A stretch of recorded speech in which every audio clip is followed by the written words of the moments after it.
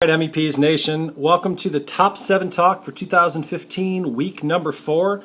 We're about to FaceTime here with the brothers Quinn.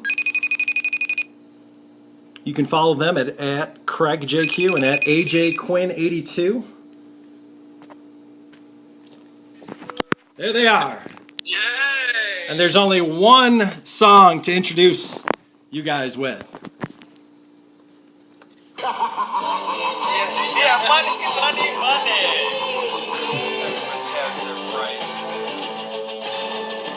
Well, welcome, gentlemen. I know you've been dying to get on this, as most of the country has. A little bit different here. I'm trying to get a focus in so we can see you guys.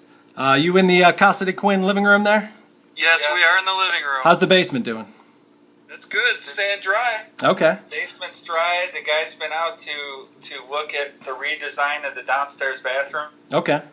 Will be back. Sink will be back, and it appears the shower will be making a comeback. All right. It's definitely an additional shower in that house wouldn't do you guys do you guys too wrong. Well, let's get to the picks real quick here. I don't know if we want to go 45 minutes like me and Gator or whatever we did.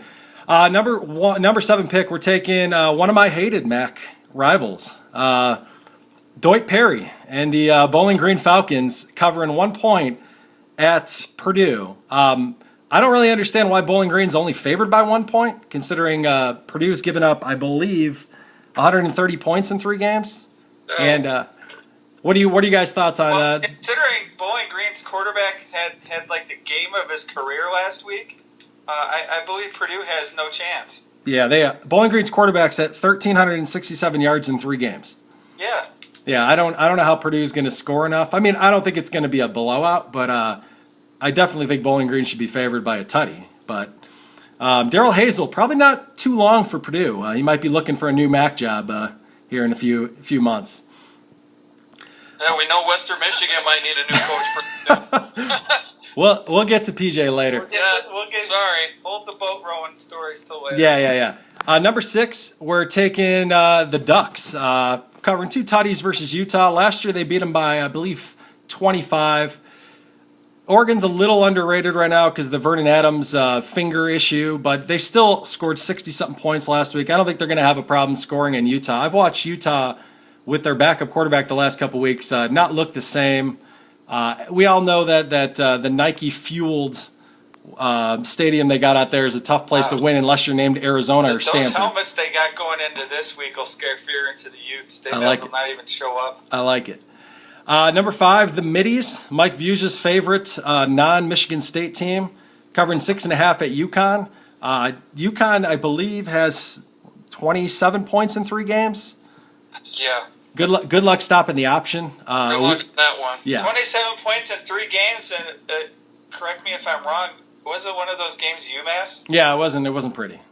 So, number 4, we get to a little more enjoyment here as we get to pick on the big red hog, Baby Bielema himself, who apparently spent most of the summer telling recruits that if they wanted to play real football, then they should come to Arkansas and not go and play for one of those spread teams that they would kick their asses if they got a chance to face up against. Pretty bad 2 weeks for Bielema. Texas A&M's better than Texas Tech. They've scored, I believe, in the 40s on them 3 years in a row, 40s or 50s. You think it's three losses in a row for Arkansas? I believe the baby's going to have to change his diapers for a 3rd consecutive week. He was pretty beat red after the Toledo game, but the shade of red that Bielema was after the Texas Tech game, and hearing Kingsbury talk about kicking his ass. Yeah, Kingsbury didn't make him feel any more comfortable about losing either. No. Number 3, I'm taking a team that's been pretty terrible in the early season, and it's been annoying because they were chirping in the offseason about how that Notre Dame and all these other schools that the Big 12 that don't play a conference championship don't belong in the playoff discussion. Meanwhile, they're playing Nobody State and Monroe on the River and all these other cupcake U's. Kentucky. Let's not forget that. Well, and that's the thing. They're underdogs at Kentucky. I watched Kentucky for almost a half the game last week against Florida, and that is not a very good Kentucky team. Well, I think this is a better matchup in basketball than football. Yeah, I agree with that. I think it's one of those lines that if you asked me 2-3 weeks ago, Missouri probably was a touchdown favorite. Now all of a sudden they're a 3-point underdog. I'm gonna go with the typical Missouri flies under the radar and beats the heck out of a team when when nobody thinks they're going to. Let's get to the fun. Number 2, the Buckeyes, 28, 4 tutties, and trending up even more. I believe it's moving as we speak. 28. How current is this minus 28? Well, I pull these on Monday, like late morning. So it's got to be up more, because if it's not, this is a slap in the face to NIU. Yeah, I think it's moving. It's going to end up in the 31, 33 range, in my guess.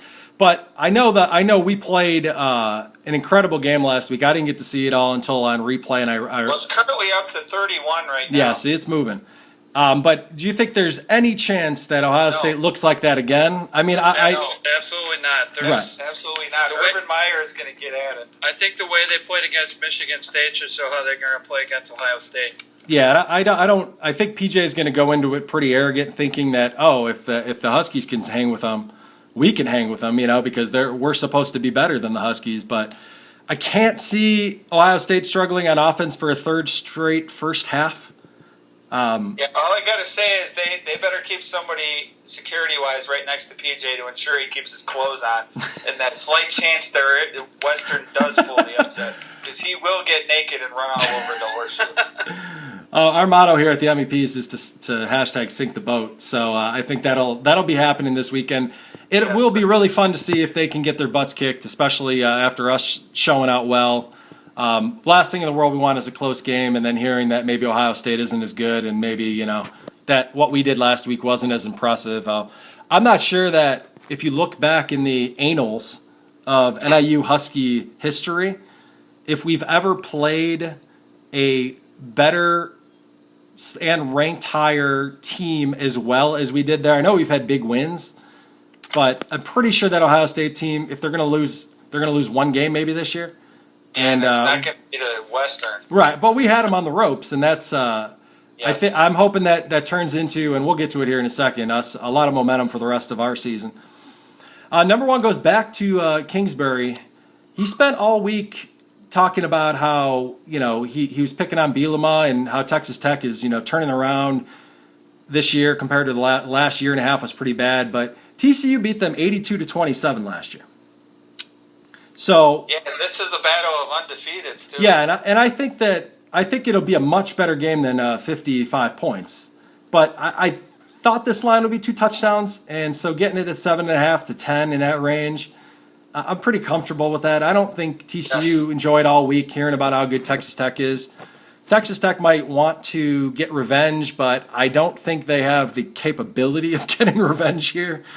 And I like TCU by at least 2 touchdowns here. Do you guys have a Quinn Brothers pick of the week? You each can do one. We each have our separate picks. I'd like to hear it. What do you got? I'll let CQ go first. Okay. Well, we're going to get to the upset of the pick of the week a little later, so I'll volunteer that answer a little later. Okay. The pick of the week, of course, I got to go with my Wildcats in the good old Big Ten. Oh boy. Against the MAC school. You're very pro-MAC. But let me finish here, though. This is 18.5. I have no doubt that Northwestern will win, but I believe NutU is going to show up to play, and NutU will cover that 18.5. I agree with that. Northwestern has impressed me defensively through 3 games. I do give them a lot of credit. Stanford they caught them on an early kick time for a West Coast team, and maybe Duke isn't as good as they've been the last couple of years, but still to go on the road and hold any team to 10 points, that's an actual power conference team. That's impressive. It's not, they didn't go and play Wake Forest or somebody. But we'll see. I mean, there's a lot of season left for Northwestern. They surely look like a bowl team. They might be a upper Big Ten team for how bad some of the Big Ten looks this year. I don't know what's going on with Minnesota, but Jerry Kill said his comment, I think I put it in the MEP, so you'll read about it tomorrow, was he's got to be better than that or he doesn't deserve to be the coach at Minnesota. So Jerry was taking this one very, very hard. The 10-7 win over Kent State reminded me of our close win over Kent State in 2003 where Matt Friedline called up Michael Turner after the game and apologized to him profusely about letting him down, and he meant the band let them down that night. We didn't win by as much because of the band. So shout out to MTF. You know he's dying right now not being on this. Oh yeah, he's missing this. He's left out. Feels left out, man. The outright upset of the week is our Huskies. I like the way we look. What about my pick? Oh, I'm waiting for yours. I'm waiting for yours. Okay, you want me to go? Yeah, go ahead. All right. My pick, I'm going with Spurrier's Cox. All right. Over UCF. They're not the boat. It's kind of he's trying to right the ship. They're 1-2. UCF's 0-3. They're going with a freshman quarterback. Yeah. Lorenzo Nunez. He's a dual threat quarterback from Kennesaw. I'm not worried about Spurrier. He knows what he's doing. He's the old ball coach. I feel UCF is. I think they're going to cover. Okay. It's -5. South Carolina's 15. I think they cover, but I think Spurrier's Cox takes this one. Okay. I was going to bring up Nunez. He's the first Spurrier quarterback to start as a true freshman since the Bachelor himself, Jesse Palmer. 1997. Palmer. I remember it because him and Doug Johnson used to rotate, and then I believe 2 years later, Doug Johnson, Jesse Palmer, and Noah Brindise, a walk-on work.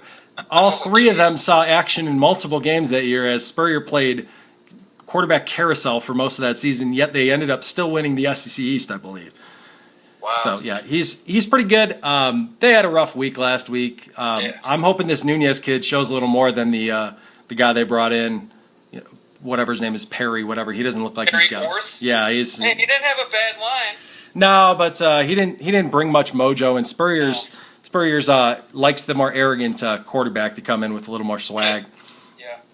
Not as much swag as the Ole Miss quarterback, one of the MEP's favorites, but all right. Oh, my outright upset of the week is the Huskies. Oh. I like. Yeah, it's only -4, right? Yeah, and I like the line. I actually thought it could be less. Boston College's quarterback broke his ankle. Yep. The two bums they brought in after, they may be good one day. The one RBG looked like he had never run anything but a option offense. He dropped back to pass once and backpedaled about 15 yards before throwing it away. And the other one is Flutie's nephew, which was pretty exciting for 5 minutes until you realize, okay, like he's a freshman too, and I don't know what he's going to do.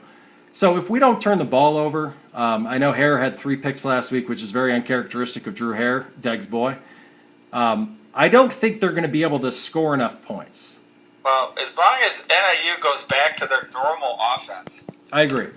The deke and dunk game, I don't know why they decided to play that this week, but I don't know. As long as they go back to their normal offense, mix it up, throw it deep a couple times. I thought that Carey coached a hell of a game, except for the couple times in the second half we had 4th and shorts. Yeah, and he didn't go for it. He decided to punt. Right, and I felt like, in that type of game, I understand why you do that in the first half. You don't want to give them an easy way to get up on you, but Ohio State wasn't moving the ball at all. No. And taking a shot at midfield, where we can, we weren't moving the ball ourselves into their territory very much often. I mean, I'm not going to criticize the overall game plan because, to lose by 7 when your dog's by 5 tutties, that's pretty impressive. But let's hope we follow it up with a big win. If we win this game and everything goes right the rest of the year, we have a good shot to get that.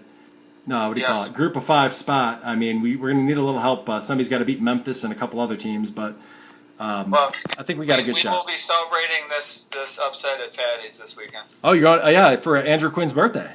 Yes, for DFS. The big 3-1. What's that? The big 3-1, right? Yeah. No. You and me both. Birthdays here in the next 2 weeks.